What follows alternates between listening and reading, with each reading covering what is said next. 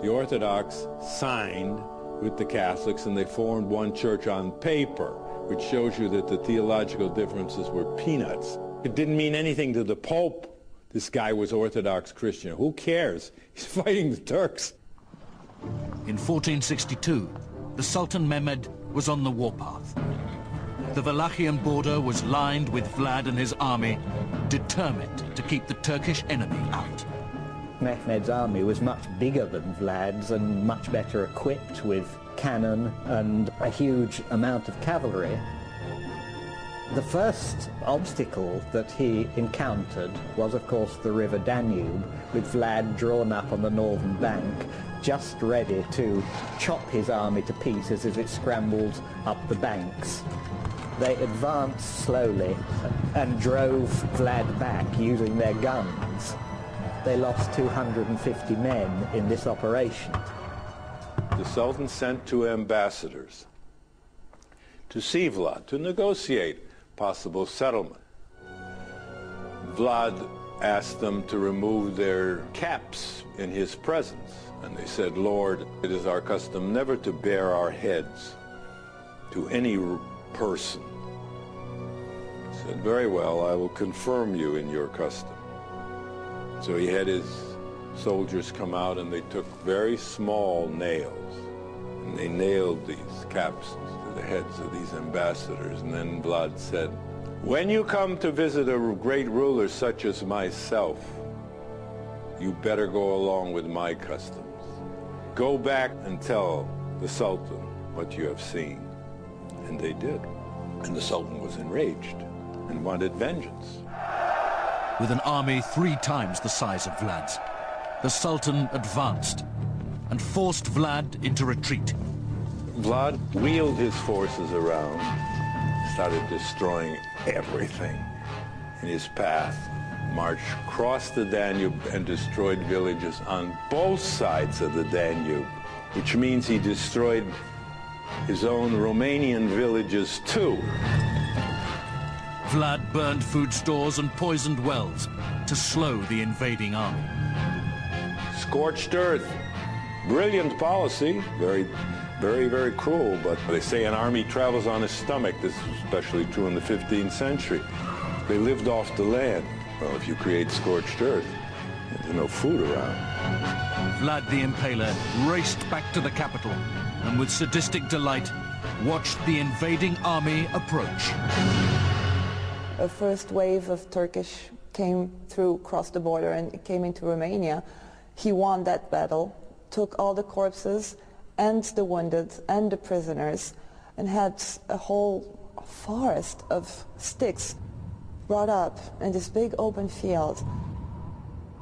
And when the second wave came with the main army, they just stopped dead on their tracks. And so this forest of bleeding, agonizing bodies on sticks, and it was just a big, huge forest of dead bodies. 20,000, over 23,000 some odd. It was a deliberate attempt to frighten the Sultan. And when the Sultan saw this, he said, "What can you do against a man who does such terrible things?" It was just so barbarous, so atrocious that even for them, they couldn't stand it. They just turned around and fled. His brother Radu was the only man ambitious enough to cross this barricade of death and follow the Impaler Prince all the way to his mountain retreat. Sultan sent a small contingent on ahead to pursue Vlad to Castle Dracula, Poianar. Led, of course, somewhere from behind probably by his little brother. He had been promised by the Turks that he would be the ruling prince of Romania once they defeated his older brother. He was trapped at this Castle Dracula. I mean, he was no longer capable of mounting any campaign against the Turks. And they besieged the place, and Vlad then escaped with the help of some gypsies, actually, through a tunnel, and had his horses shod backwards, shoes backwards, to confuse pursuit, and escaped over Figurash into Transylvania. Amazing. Vlad the Impaler had repelled the massive Turkish army and escaped, outwitting his brother Radu, only to be captured by his other enemy, the Hungarian king. Vlad's blood-stained throne was filled by his hated brother. When they got rid of Dracula, they put this puppet on the throne, Radu the Handsome, who was, after all, a native Wallachian, okay, but he was also a pawn of the Turks. Almost 12 years after his capture, Vlad was released.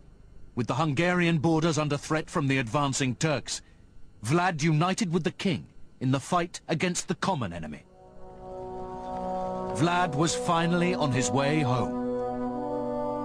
Soon after Radu's death in 1475, Vlad the Impaler reclaimed his place as Prince of Wallachia. Still mourning the bloodbath of his past atrocities, the citizens could only see death and destruction in their future. Within 2 months of his ill-fated reign, Vlad's decapitated body was found in a murky bog, just miles from the capital. According to peasant tradition, in the final battle against his Turkish enemy, Vlad was murdered by the Sultan's hired assassin.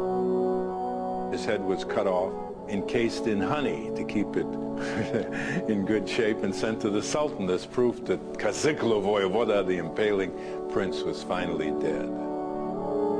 Vlad's severed head was presented on a high stake for the crowd to witness that the great impaler had himself been impaled.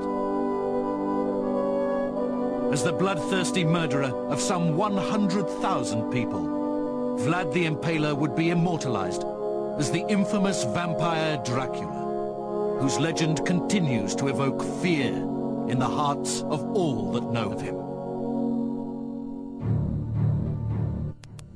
We're heading out to the battlefield after the break to learn about the terrifying challenges facing medics during the Battle of the Somme.